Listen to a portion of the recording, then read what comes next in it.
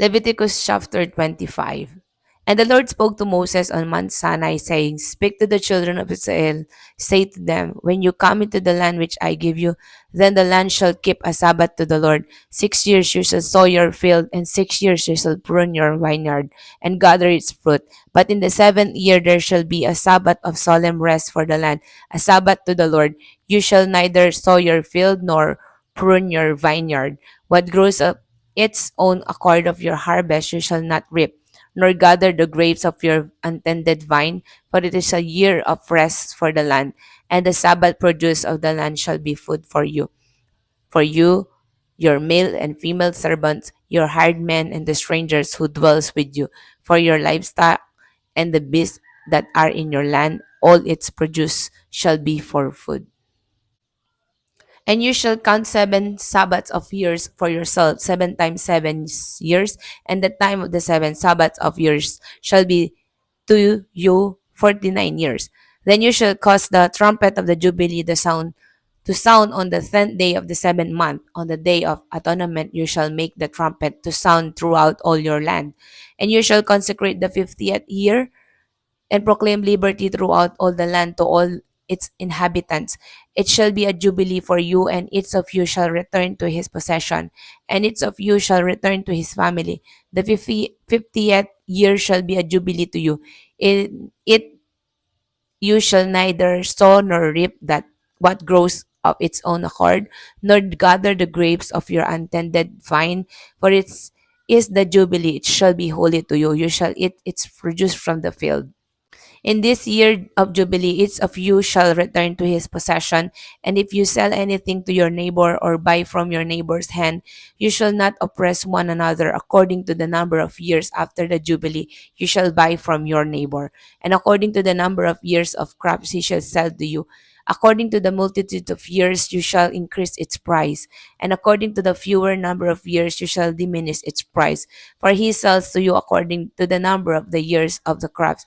Therefore, you shall not oppress one another, but you shall fear your God, for I am the Lord your God. So you shall observe my statutes and keep my judgment and perform them, and you will dwell in the land in safety. Then the land will yield its fruit, and you will eat your fill and dwell there in safety. And if you say, What shall we eat in the 7th year, since we shall not sow nor gather in our produce? Then I will command my blessing on you in the 6th year, and it will bring forth produce enough for 3 years. And you shall sow in the 8th year, and eat old produce until the 9th year, until its produce comes in you.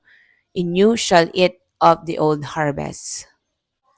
The land shall not be sold permanently, for the land is mine, for you are stranger and sojourners with me, and in all the land of your possession you shall grant redemption of the land. If one of your brethren becomes poor and has sold some of his possession, and if his redeeming relative comes to redeem it, then he may redeem what his brother sold. Or if the man has no one to redeem it, but he himself becomes able to redeem it, then let him count the years since its sale, and restore the remainder to the man to whom he sold it, that he may return to his possession. But if he is not able to have it restored to himself, then what was sold shall remain in the hand of him who bought it until the year of Jubilee, and in the Jubilee it shall be released, and he shall return to his possession. If a man sells a house in a walled city, then he may redeem it within a whole year after it's sold. Within a full year he may redeem it. But if it is not redeemed within the space of a full year, then the house in the walled city shall belong permanently to him who bought it throughout his generation. It shall not be released in the Jubilee. However, the houses of villages which have no wall around them shall be counted as the fields of the country. They may be redeemed, and they shall be released in the Jubilee. Nevertheless, the cities of the Levites and the houses in the cities of their possession, the Levites may redeem at any time. And if a man purchase a house from the Levites, then the house that was sold in the city of his possession shall be released in the Jubilee. For the houses in the cities of the Levites are their possession among the children of Israel, but the field of the common land of their cities may not be sold, for it is their perpetual possession. If one of your brethren becomes poor and falls into poverty among you, then you shall help him like a stranger or a sojourner, that he may live with you. Take no usury or interest from him, but fear your God, that your brother may live with you. You shall not lend him your money for usury, nor lend him your food at a profit. I am the Lord your God, who brought you out of the land of Egypt to give you the land of Canaan and to be your God.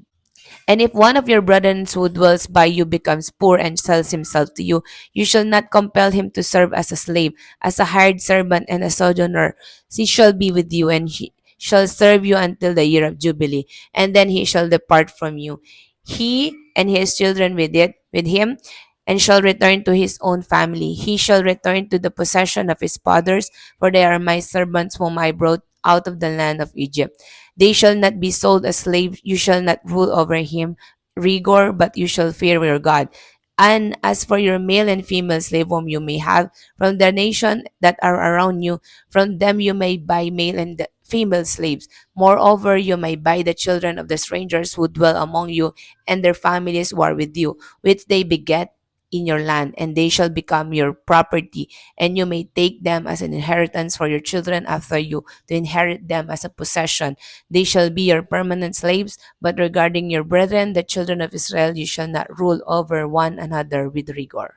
Now, if a sojourner or stranger close to you becomes rich, and one of your brethren who dwells by him becomes poor, and sell himself to the stranger or sojourners close to you, or to a member of the stranger's family, after he is sold, he may be redeemed again. One of his brother may redeem him, or his uncle's son may redeem him, or anyone who is near of kin to him in his family may redeem him, or if he is able, he may redeem himself. Thus he shall reckon with him who brought him. The price of his release shall be according to the number of years from the year that he was sold to him until the year of Jubilee. It shall be according to the time of a hired servant for him. If there are still many years remaining according to them, he shall repay the price of his redemption from the money with which he was brought. Both. And if there remain but a few years until the year of Jubilee, then he shall reckon with him, and according to his years he shall repay him with the price of his redemption. He shall be with him as yearly hired servant, and he shall not rule with rigor over him in your sight. And if he is not redeemed in these years, then he shall be released in the year of Jubilee, and he and his children with him. For the children of Israel are servants to me. They are my servants whom I bought brought out of the land of Egypt. I am the Lord your God.